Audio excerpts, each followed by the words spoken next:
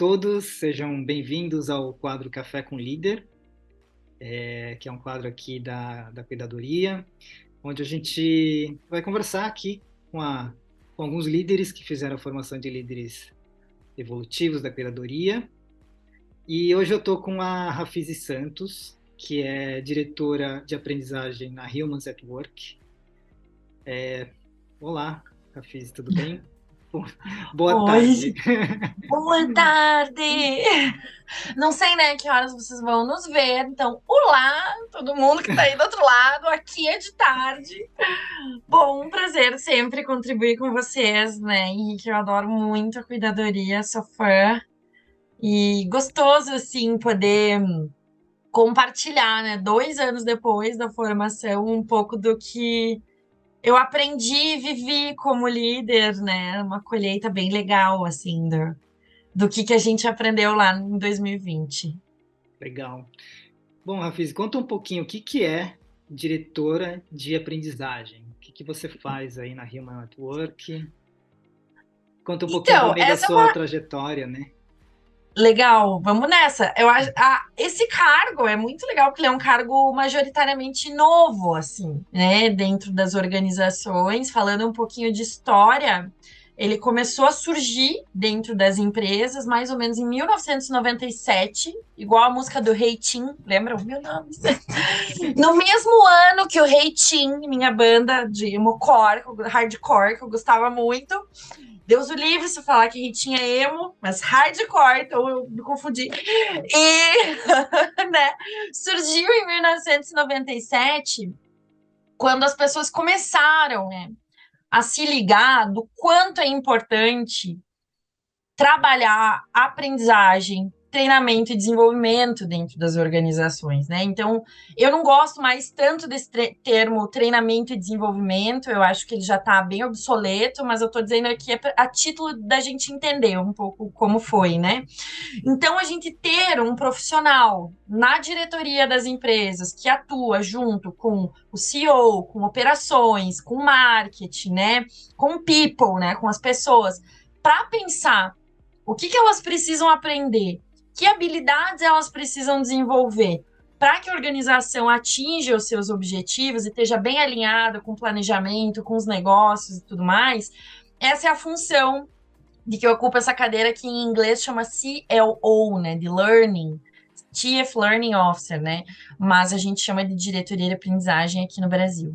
Então, eu cuido bastante disso, né? Tanto das trajetórias individuais, sempre pensando no desenvolvimento de carreira de quem está trabalhando dentro da minha empresa, quanto, né, a aprendizagem coletiva e como eu trabalho com consultoria organizacional, né, quando chega um pedido para mim ali de uma empresa, olha, a gente precisa desenvolver tal habilidade lá, né, a gente precisa desenvolver a liderança para transportar o desafio, eu também que desenho essas experiências, assim. Basicamente é implementar uma cultura de aprendizagem, né, dentro das organizações. Legal, Rafi. Você trouxe muitos temas novos, assim, né? Acho que É a maioria das verdade. pessoas ainda não estão familiarizadas com esses termos, né? Uhum, Com novas profissões que estão surgindo no mercado e que muita gente às vezes nem sonha que poderia existir um verdade. cargo desse, um papel desse, uma diretoria com esse nome e que poderia Uhum. contribuir com isso, né? Uhum, é verdade.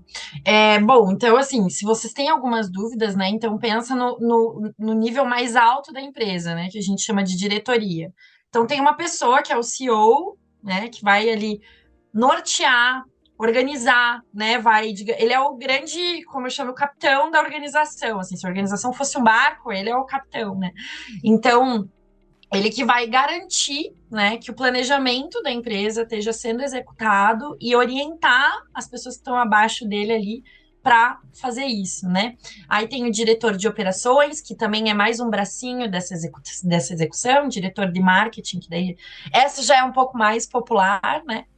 E o diretor de pessoas, né, que é com quem eu trabalho bem juntinho dentro desse contexto, né, que são basicamente uma pessoa ali que é muito fera em recursos humanos, em desenvolvimento humano, né, que vai cuidar mesmo das pessoas dentro da organização, desse material que é mais do que fundamental para tudo acontecer, né? Então não adianta fazer os negócios sem pensar em quem vai fazer isso acontecer, que são as pessoas. Eu acho que esse é o grande diferencial aqui da formação de líderes evolutivos para mim, né? Eu aprendi a ter um olhar muito mais sensível e ao mesmo tempo estratégico, né, para as pessoas que compõem uma organização. Legal, Ralph, obrigado. E me conta um pouquinho da sua trajetória, assim, como é que você começou e como é que você chegou a ser CLO da Humans at Uhum. Work.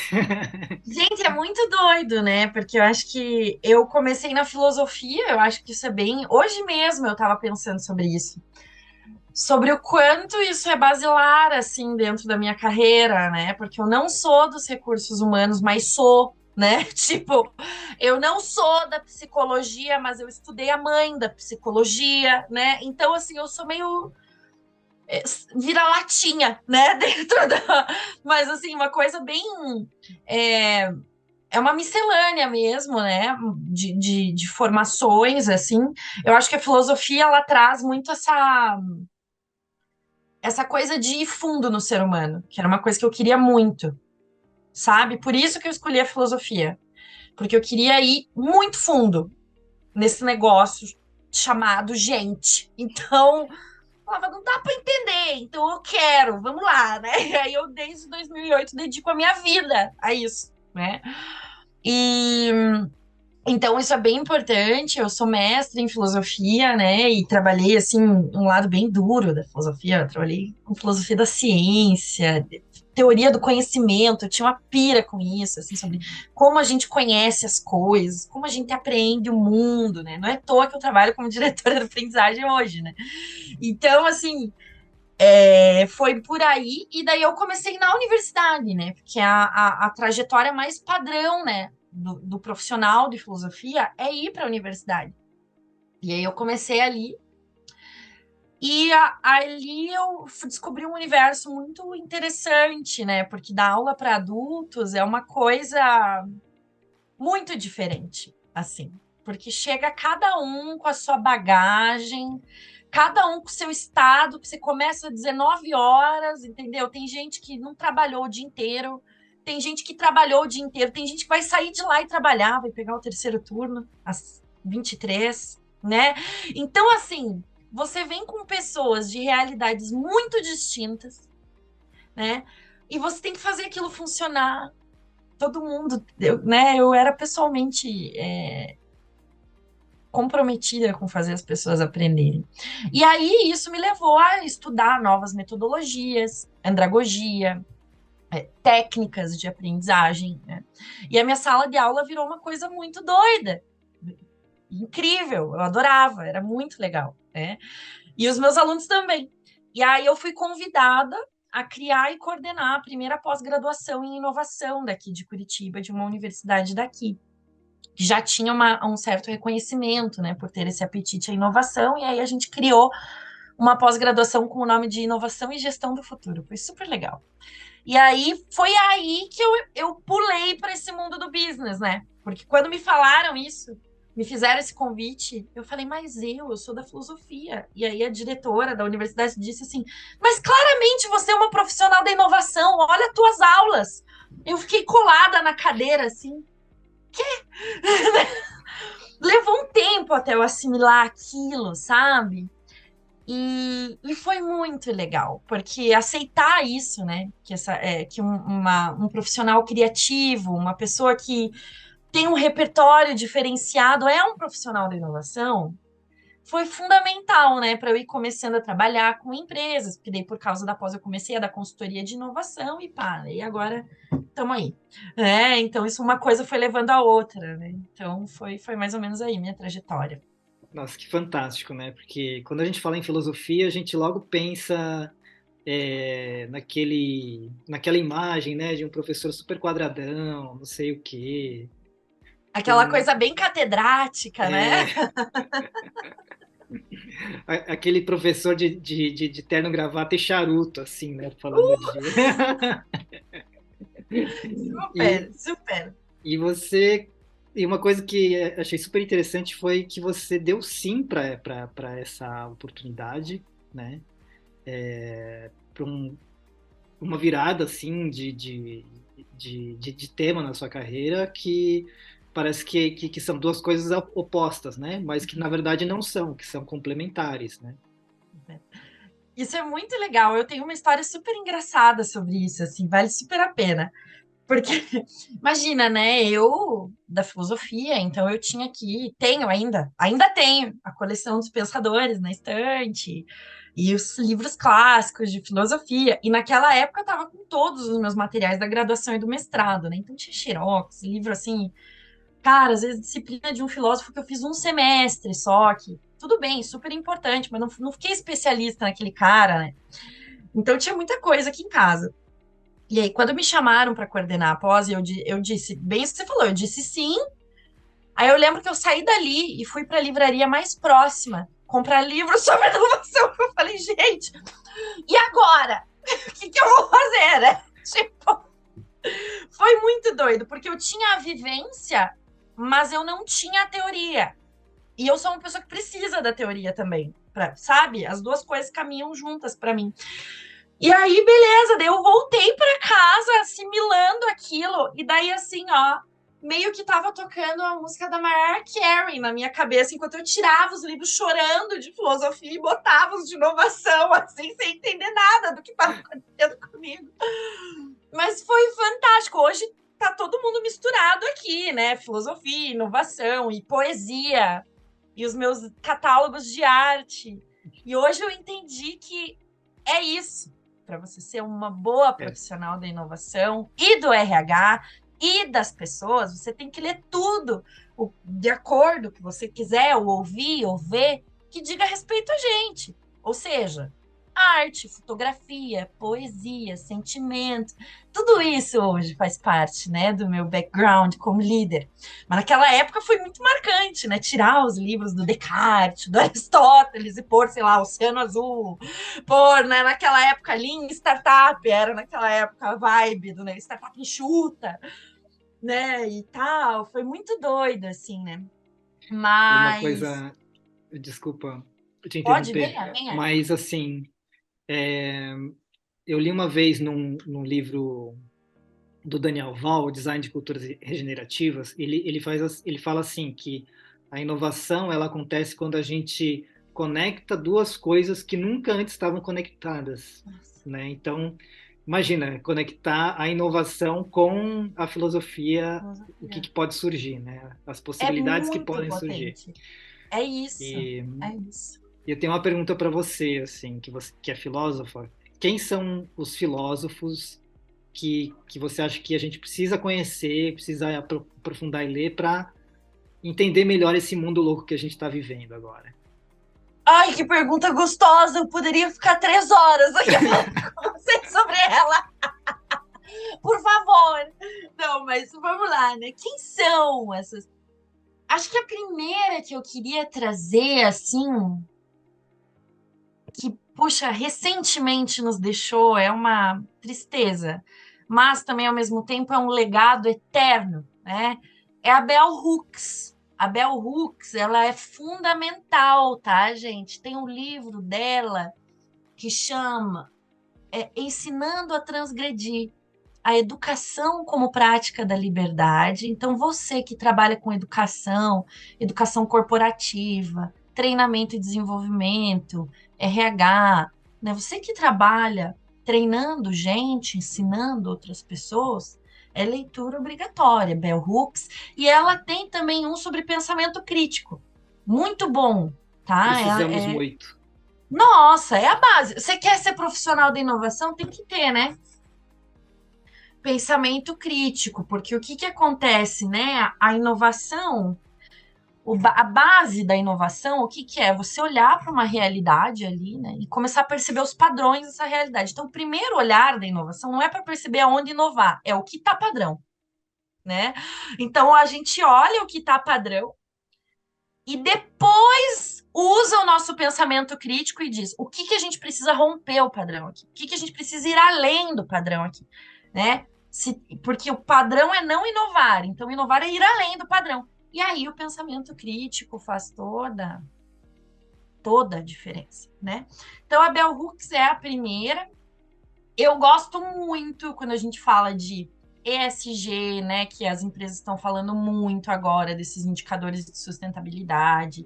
Eu gosto muito do Ailton Krenak, eu acho que ele é fantástico para a gente pensar o momento do agora, sabe?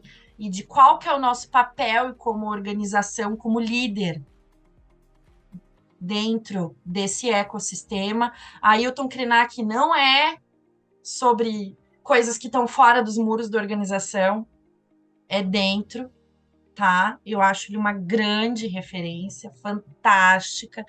Tem o Sociedade do Cansaço, é fundamental, né? Porque o que que acontece, né, gente? Quando a gente está falando aqui, o principal, os primeiros relatórios que foram saindo do pós-pandemia, né, são relatórios que mostram sobre o trabalho, a exaustão no trabalho, né? Isso saiu assim, isso está cada vez maior, né?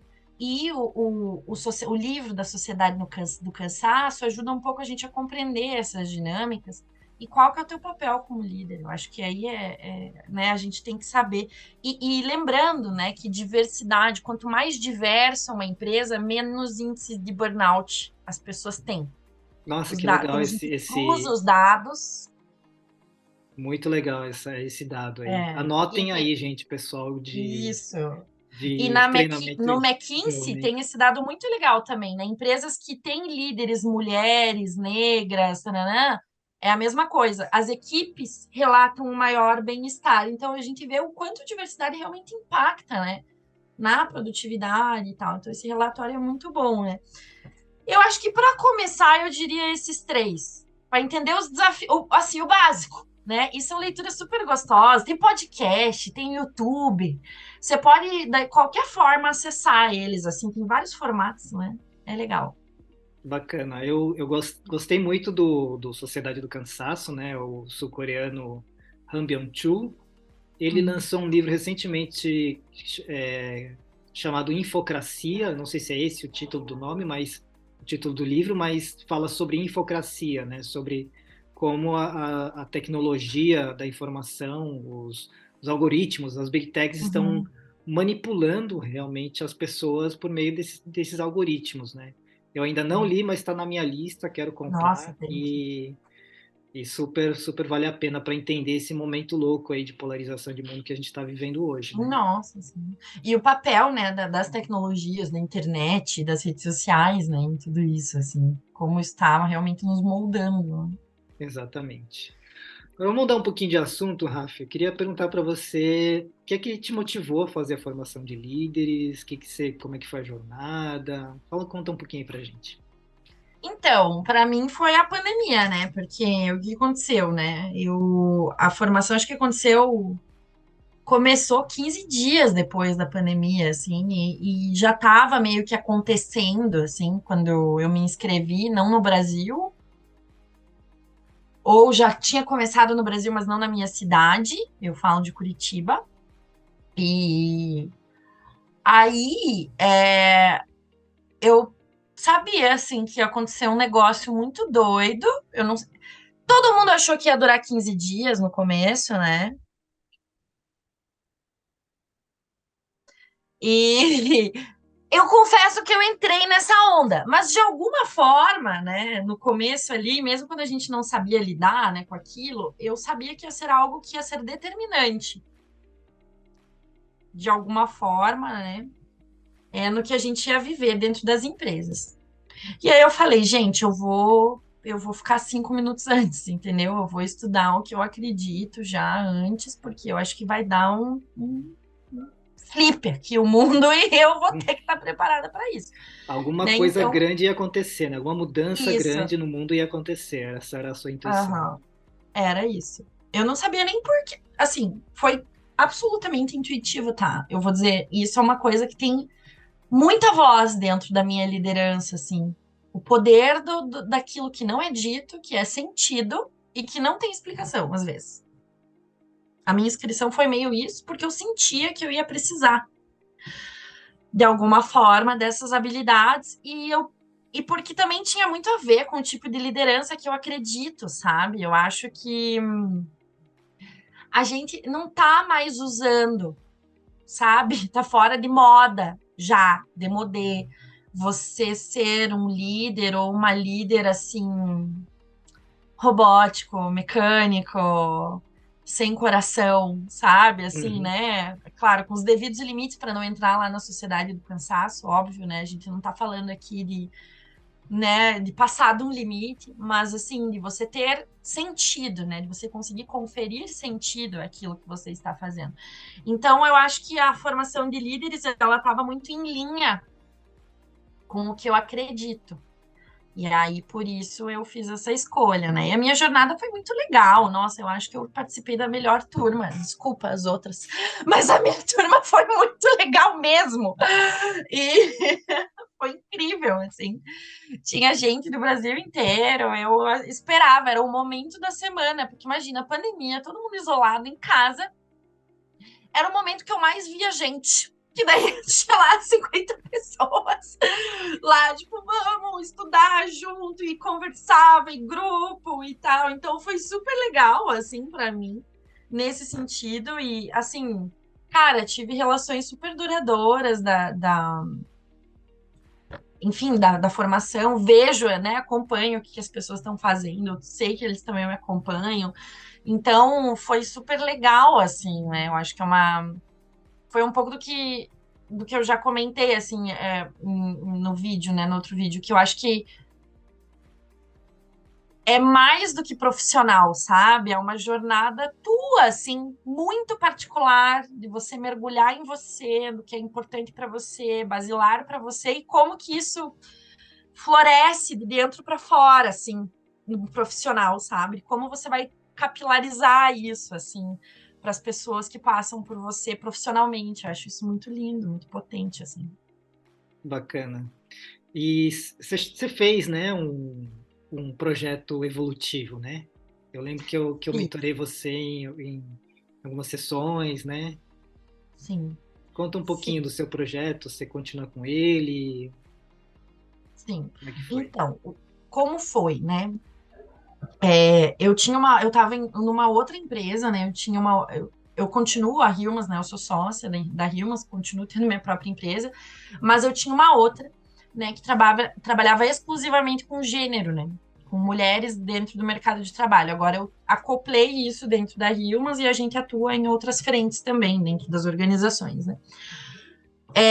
E aí, na época, eu sentia que eu precisava dar uma estruturada assim no meu trabalho, né, como um todo, assim, eu sentia que eu precisava dar uma autoridade a mais assim para o meu trabalho. Eu já tinha bastante, claro, pela minha formação, né, por eu estudar gênero muito, então realmente eu já era bem reconhecida por isso, mas eu sentia que eu queria estar numa comunidade maior de empresas, né, que colaboravam para isso também. Então a gente decidiu participar de uma assinatura de um dos pactos da ONU Mulheres. Então, naquela época, a ONU Mulheres tinha criado um pacto de igualdade de gênero. Era bem legal, chamava Win-Win. Igualdade de gênero significa bons negócios. E aí as empresas assinavam e aí tinha um monte de coisa para fazer dentro da empresa para você ser signatário e participar das formações junto com empresas do Brasil todo e ser transparente nesse compromisso, né? Garantir igualdade de gênero dentro da organização. Aí, quando chegou aquele monte de coisa para fazer, eu falei: bom, esse é o meu projeto, e aí, galera, me ajudem, né? E daí o Henrique me mentorou e a gente usou ferramentas da fluxonomia e de vários. Nossa, foi muito legal, porque daí depois eu fui me conectar profundamente com a fluxonomia, com os estudos de futuro, porque foi uma semente que foi ali na formação de líderes. Então foi super legal, porque daí essas ferramentas fizeram com que eu conseguisse implementar os projetos e aumentar no ranking da ONU lá, né? E daí foi super legal, porque isso me possibilitou Depois, fazer uma formação online na ONU com 400 líderes latino-americanas e caribenhas. Foi muito massa. Então, assim, me possibilitou, tipo, hoje o meu mapa de stakeholders tem a ONU, né? Porque começou dentro desse projeto, assim, porque foi bem executado, né? Foi super legal. Eu tinha um processo seletivo, né, para fazer esse curso de mulheres de negócio na ONU, eu passei e tal, então foi massa, assim, acho que foi uma boa colheita. Legal. E o que você. Qual foi o aprendizagem mais essencial, assim, que você teve na formação? Que você gostaria de compartilhar aí com o pessoal? Nossa, que pergunta difícil, porque foram tantas. Foram muitos. Eu vou tentar. Eu acho que tem aprendizagens marcantes para mim. Aquele, a da, da imunidade à mudança. Isso foi muito legal. A sessão de imunidade à mudança é fantástica, porque eu pude usar isso em muitas organizações, entende? Porque eu acho que é um conceito que você pode facilmente aplicar. Claro, né? Para você aplicar o treinamento da imunidade à mudança, você precisa ter uma certificação, isso é importante. Então, mas eu conseguia usar isso dentro da cultura organizacional. Quando eu ia dar uma consultoria, era um conteúdo que eu podia indicar, era um conteúdo que eu poderia fazer algumas perguntas poderosas sobre aquilo, dentro das facilitações de conversa, era uma coisa que eu podia trabalhar com as lideranças, né? Então foi um conteúdo que eu consegui replicar com muitos outros líderes sobre a imunidade à mudança. E o dia que a gente fez foi muito marcante. Aquilo é mind blowing. Quando você aplica aquilo, você fala, cara, sai todo mundo meio assim da aula, né? Assim, aquilo é muito doido. E daí teve uma também de cultura, que era uma espécie de diagnóstico de cultura organizacional. Essa eu vi on demand, eu vi depois, eu não fui nessa aula, porque eu tive uma questão profissional. Depois eu assisti, que você identifica os níveis da cultura, onde é que tá a empresa e tudo mais. Isso aí é meu dia a dia, né? É o feijão com arroz, assim, do meu trabalho hoje. E também teve a. É muito doido, né? Acho que vocês nem imaginam como é que marca, né? Mas a apostila não, o material que vai escrito, Uhum. o primeiro, tinham 3 itens de sobrevivência para você. Sobrevivência nas organizações. Eu uso isso também. 90% das minhas palestras tem esses 3 itens, que é resposta rápida a cenários complexos, apetite e inovação, alguma coisa assim, e mais uma outra coisa que eu não lembro agora porque tem nos slides. Mas isso é muito legal, você saber fatores de sobrevivência das organizações, sabe? Tipo, então, e tá no material escrito, né? Então, assim, isso é muito legal também, que me marcou e eu uso muito. Obrigado, obrigado, Rafi. E acho que a gente, para terminar, eu queria que você desse uma dica aí para os líderes que estão nos assistindo, que querem fazer uma transição, né, de uma mudança de área, ou que queiram levar a sua liderança para um novo patamar, né? Que tipo de dica você daria? Caraca, essa pergunta é difícil, porque é uma coisa muito pessoal, assim, né? Que cada um, pessoal no sentido de cada um ter a sua jornada, né? Mas para mim, Para você, o eu que acho que funcionou assim? para mim, o que que funcionou, né? Para mim, dentro do meu processo, estudar muito. Eu acho que a gente vive uma era de líderes da boca para fora, sabe? Assim, fazendo até uma crítica, sabe? Eu acho que a gente vive uma era de uma pessoa que vai lá, faz um curso raso, profundo como um pires e sai falando, sou líder, né? E tal. Então, assim, é engraçado esse fenômeno, né? Ele é, no mínimo, curioso, né? Nesse mundo em que todo mundo quer se tornar uma autoridade no assunto, mas não lê o livro do início ao fim, assim, sabe? Ou não usa a sua forma de aprendizagem, né? Porque nem todo mundo é do livro, com profundidade, né? Então, eu acho que para você ser um bom líder ou uma boa líder, e você, se você quer ir para o outro nível, né? Acho que isso que você disse é muito importante. Ir para o outro nível, se você quer sair do raso, né?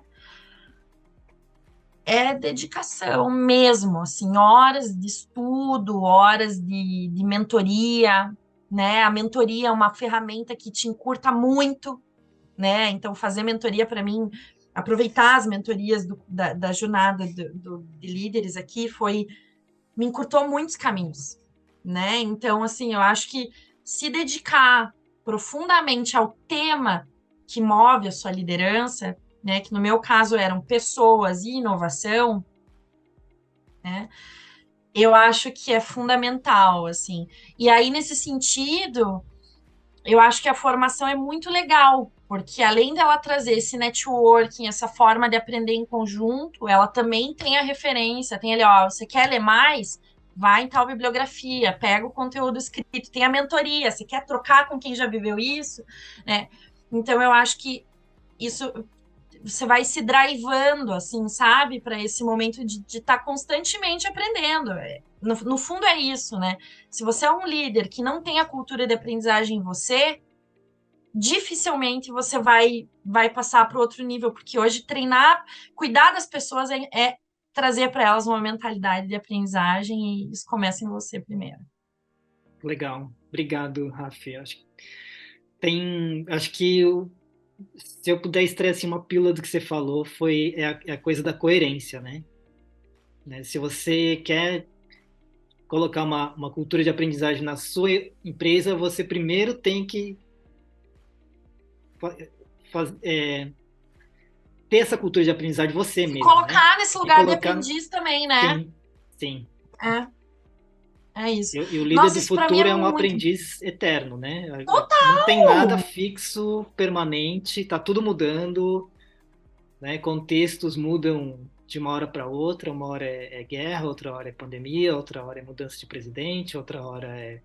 Uhum. Então, é assim, estar a serviço e estar honrar o lugar do não sei, né? Nossa, e relaxar nesse lugar. Olha, para mim foi muito mais de boa quando eu entendi que ninguém sabia muito bem o que estava fazendo, sabe? Na vida, isso vale para relacionamento afetivo, isso vale para qualquer lugar, sabe? A gente, sei lá, a gente passa, sabe? A gente Uhum. posa muito assim do eu sei o que eu tô fazendo, né? E o ano é 2022, tá, sabe, sei lá, tá acabando. Eu não entendi muita coisa ainda, né? Mas isso não me impede Uhum. de liderar. Isso, justamente essa postura de abertura, de dizer eu tô aprendendo como lidar, nossa, foi fundamental, sabe? Eu acho que você trouxe uma questão muito legal, que é a gente tá sempre no lugar do aprendiz, né? E isso faz da gente líderes super verdadeiros, assim. Eu acho isso muito massa, sabe? De você não ser o líder que olha de cima, mas que olha no olho, né? Eu acho isso faz bastante diferença. Muito bom, Rafi. Obrigado aí pelo seu tempo. Adorei estar com Ai, você. eu Uma conversa também. muito gostosa. Aprendi muito. Eu adoro falar com a cuidadoria, eu sou fã. E vamos Ai, seguir conversando, né?